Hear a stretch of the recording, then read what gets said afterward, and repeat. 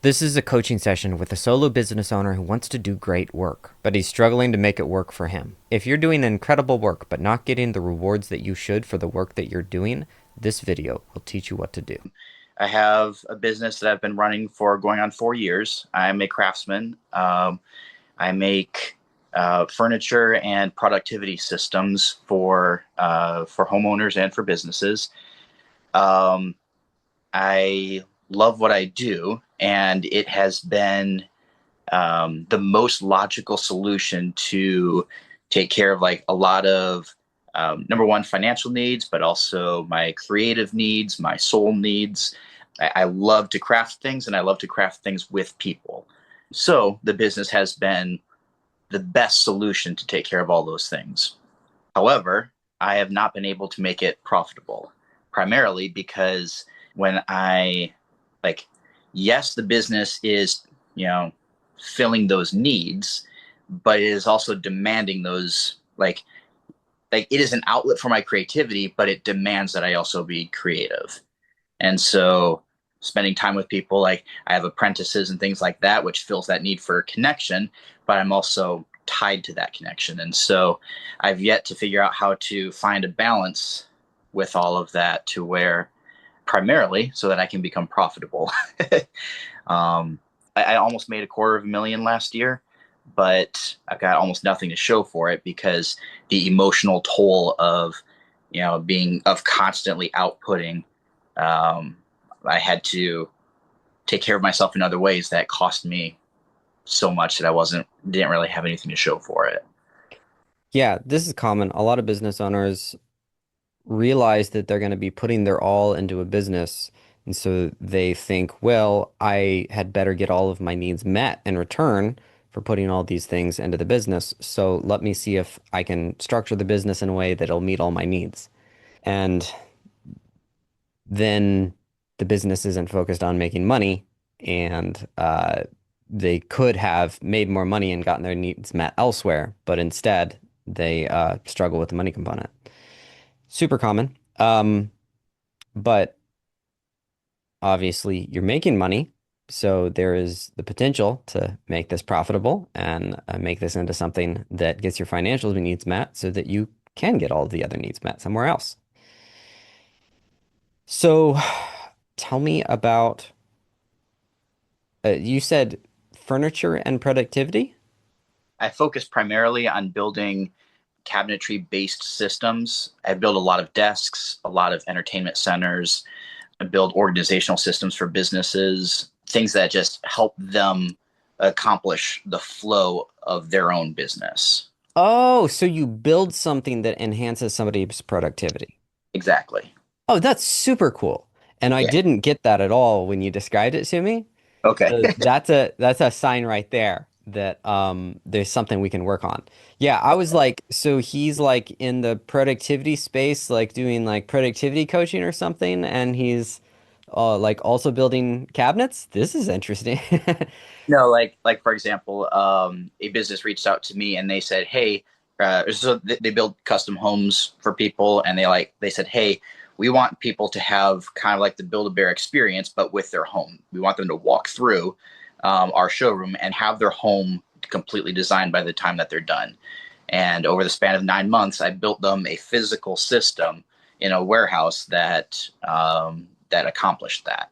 Amazing. That's awesome. And so yeah, we there might be some messaging things that we can work on there. But for now, what let's do is let's go over where do you get your customers and what are all the different types of things that you deliver.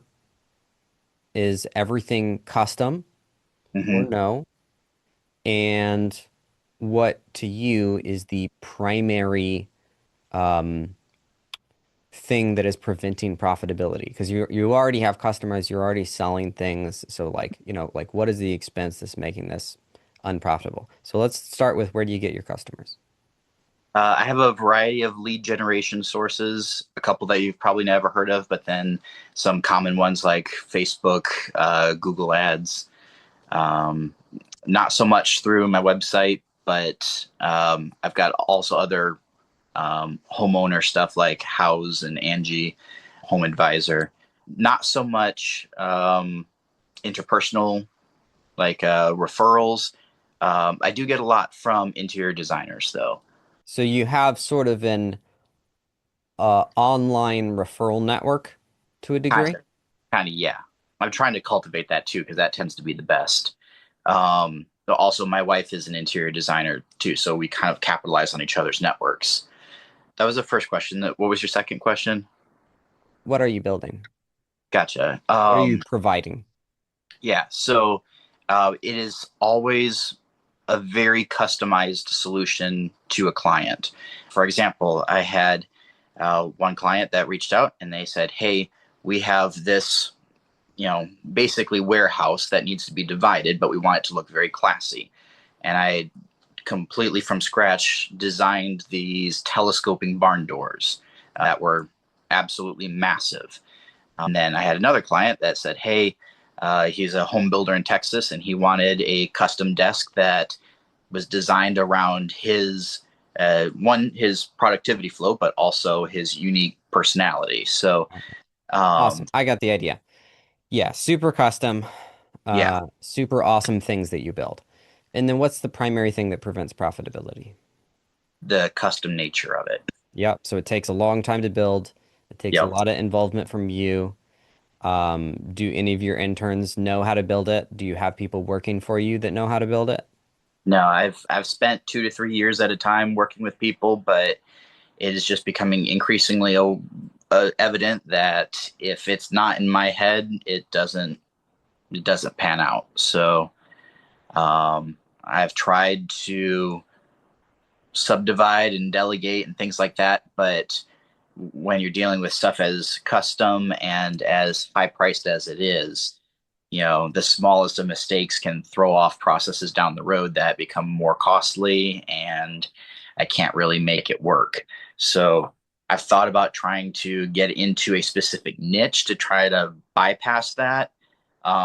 But in that I felt like that was sacrificing a lot of the creativity and the problem solving that gives me life. So So ultimately, somebody like you, there's basically two options almost always. One is raise your price, and the other is uh, systematize. Like one or the other. Systematize can be way more doable than you think. The way most people systematize is they go, well, let me get somebody to do what I do, when in reality, you need one thing done mm, that makes your life easier. okay. So the way most people look at systems and operations is how do I set up a system that will enable me to do less things? And what that does is it makes you think from a mindset of, well, I want to build a system that I can step away from and not worry about, not have to manage and, use less energy. What you want to flip to is how do I build a system that would enable me to do more things? Mm, And so an example of a system that would enable you to do more things is if you had an employee who just knew how to cut wood precisely, and that was all they knew how to do. If you had an employee who could cut wood precisely, then you could focus on design and assembly. Another way to look at it is, if you had somebody who could do the design, if you had somebody who could do assembly, but, cutting wood is a really great spot. right, right. My dad was a cabinet maker, so I'm Nice. a little bit familiar. At one point in his life, he actually had a door construction business. He built like custom nice doors for people. Nice. And they have to be the right size. If they're a little bit off, the door doesn't close. True, true. And uh and yeah, so I was taught a little bit of woodworking when I was younger. And you know, cutting wood, it's very important that it's done right, but you can learn how to do that right. A person can be trained to do how to do that right. And so I don't know exactly how much time cutting wood takes you in your day, but it takes a period of time. And so if that specific thing were outsourced, then you would be able to produce more things. Does that make sense? True. What are The the objections? My initial thought is to keep each one of those little niches, because I'd have to have one person chopping it up, another person planing it, and that would require such an increase in volume um, that I would have to upgrade all of my other systems very quickly. Correct. This is often the problem that small businesses run into, is they're like, oh my God, I can't hire for that one thing. It would make my life way easier and way better, but that person would only have 3 hours of work a week. Right. So I can either look for somebody that's looking for 3 hours of work a week, or I can aggressively scale. Or you can find a service that does that for you. Hmm. So if you're a woodworker and you live in a city where there are other woodworkers, if the city is big enough, there's a woodworker that just specializes in providing lumber that is pre-sliced. Mm-hmm. And if you look at their prices on their website, they're not going to look good because they are pricing for some custom thing that somebody wants to build once. But Mm-hmm. if you give them a call and you say, hey, I'm a builder in your area, I would like to source from you all of my lumber. Can you provide it to me custom cut? Mm-hmm. Can we strike a deal?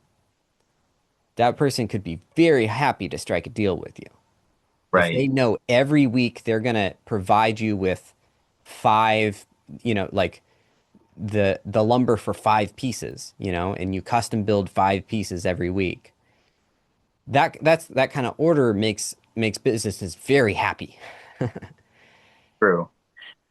So that kind of goes into the other bottleneck, which I have a solution for, but it's not a good solution, or it's not one that I'm navigating well. So I wanted your perspective on it. So typically, people in my industry are restricted by geography because they only send stuff out so far. Mhm. Uh, it's hard to transport 1,000 pound table. Uh, Mhm. so I've been trying to figure out how to expand my network, and the logical solution was to offer shipping. Um, so I'm trying to have my website in such a way where people can use AI prompts to get a general idea of the thing that they're wanting built, and then I can work from there on CAD and such.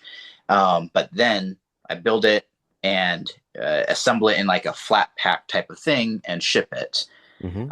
Um, I'm rapidly discovering why people don't do that because it is very costly to do so. Um, Yeah, IKEA is going to beat you at that. okay. Well, Yeah. so my thought was assemble it like IKEA, but it be heirloom grade. Yeah, Um, no, there's a place for that. I was kind of joking, to a degree. If you were competing on price, right. IKEA would beat you at it, Yeah. but You know, you're not going to compete on price. No, this is super doable. But first, I want to learn about your pricing. Would you say that you are currently maxing out pricing? yeah. Yeah? at least at least for my local area. Cool. Good job. What's your pricing? Well, so I've got a couple different models. Depending on the scale of the project, I either use an hourly rate of between 75 to $125 an hour. If it's a more cabinetry based thing, I use per linear foot, which is about $1,000 per linear foot. I also have some like cube models for like more complex things. Um, Okay. And what's the average price for a job? Around 8,000. A good one would be 10 to 12. But Okay. yeah, about 8,000. And your stuff is awesome, right? Yeah. Like from what you described, it sounds like it's very cool stuff. Yeah, it is. I'm very Okay, you are not maxing out your pricing, but potentially for your area, what you said, that's possible. But like, this is that stuff you can sell for 100,000 to the right buyer. okay. Would you agree? I mean, I have no evidence to back that up, but I'll trust you. I mean, if you have you gone to expensive furniture stores in big cities? I have. Um, yes, yes, I have. It's expensive, right? Yeah, Like you've seen $100,000 desk, right? yeah. Can you match the quality of that $100,000 desk? Oh, yeah, yeah. It's not so much a logistics issue as much as it's a mindset issue, I think. It's a mindset and branding.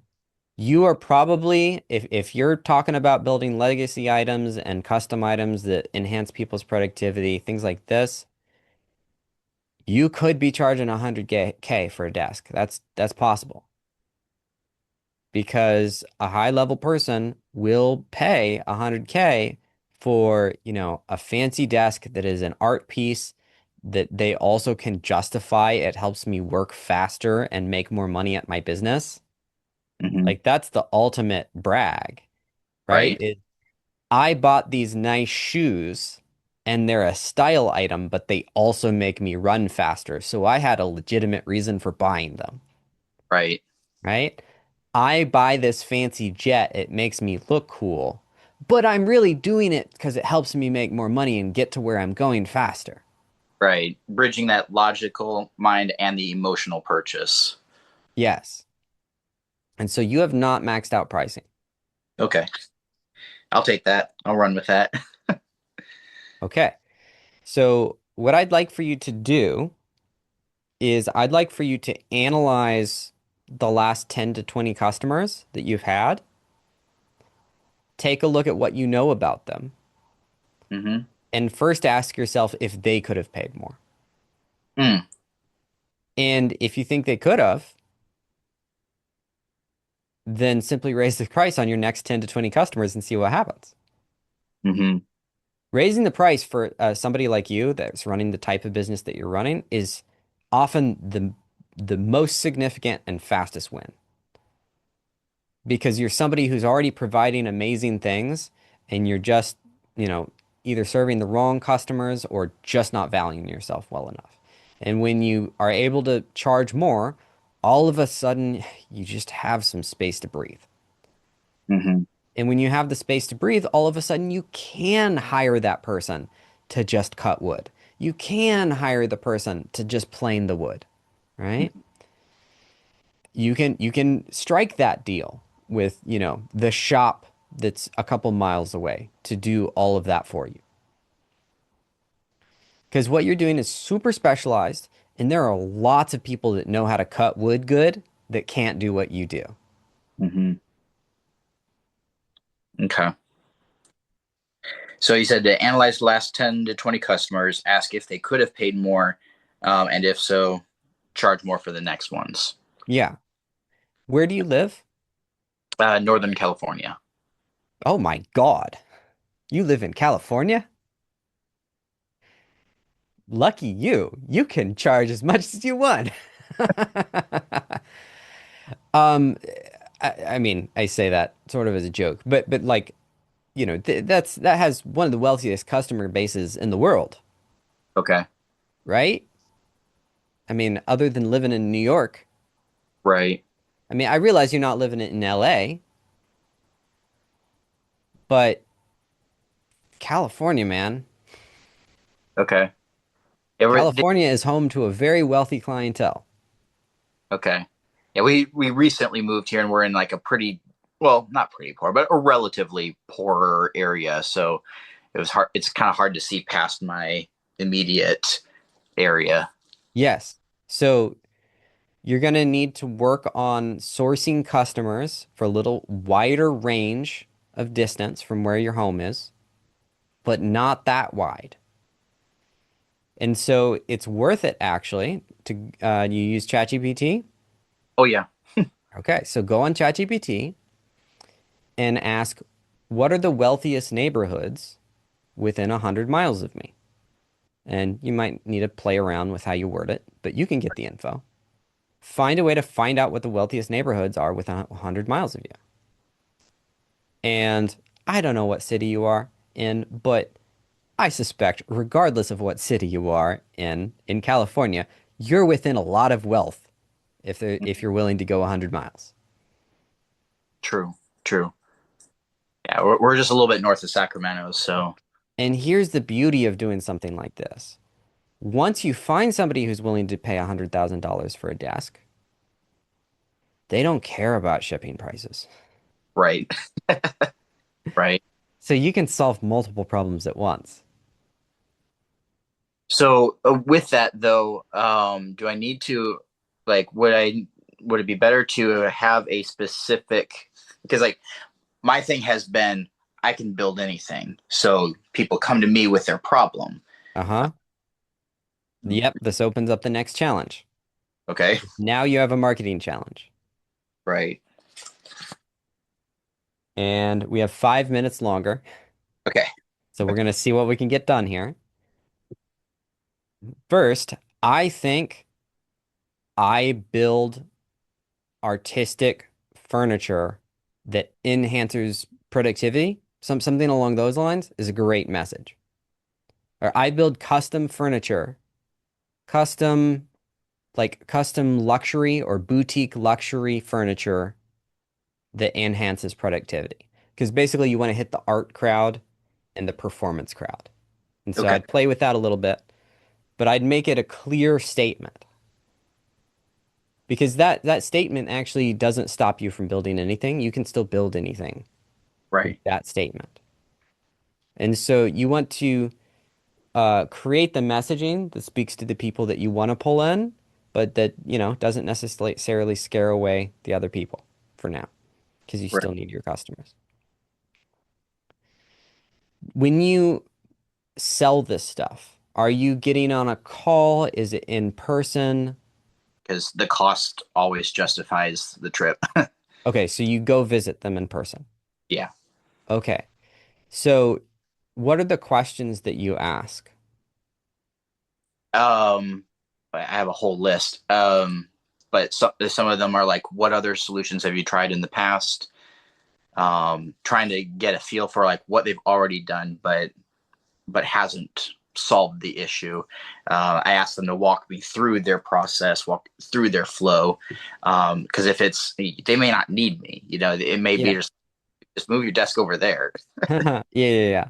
So, do ask any questions that helps you understand their business and the size of their business and what they're doing. Uh, when I have that yes, Yeah. Basically, you want to find out how much money they're making, is what I'm getting at. gotcha.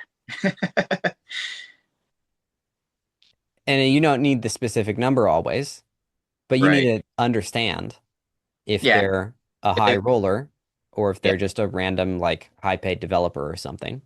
Right. And you start customizing the price. And if somebody is, making $50 million a year, you don't say this is 5 grand. You don't say this is 8 grand. You say a different number. Hmm. And so, yeah, I want you to just start working on having those conversations with the people that you already have, because you tell me, have you met a couple rich people in this process? Oh yeah. Okay, I bet you have. With those people, just start charging a higher price and seeing what happens. Don't start at 100K. That'll make you uncomfortable. Start at the price raise that you can manage. Hmm. And I want you to go through a period of like a month where you make it your goal to, whenever possible, raise your price with every single conversation. And raise it to the amount that is your comfort level. Like, look, if you're super, I don't know, but if you're super nervous about raising your price, you just add a extra $500 so that you can get used to it. Add an extra grand. Okay. Like step it so that you get more comfortable. Because this isn't about them. And what you want to do is you want to start raising the price until the conversation makes you and them a little bit nervous, especially them. And then Okay. once you get there, you start having conversations at that level and start learning what about it is making them nervous and what would make them close, what would make them comfortable. You want to get to that edge so that you can start navigating.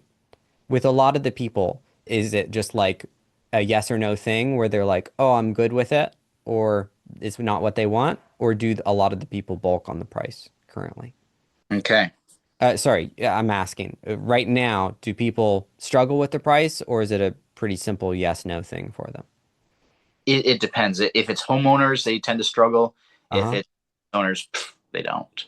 Okay, awesome. So that means that you've got a huge opportunity with business owners. Okay.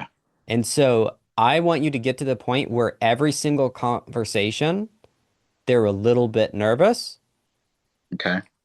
and you can quote different prices for homeowners and businesses. That's acceptable. That's not bad in any way.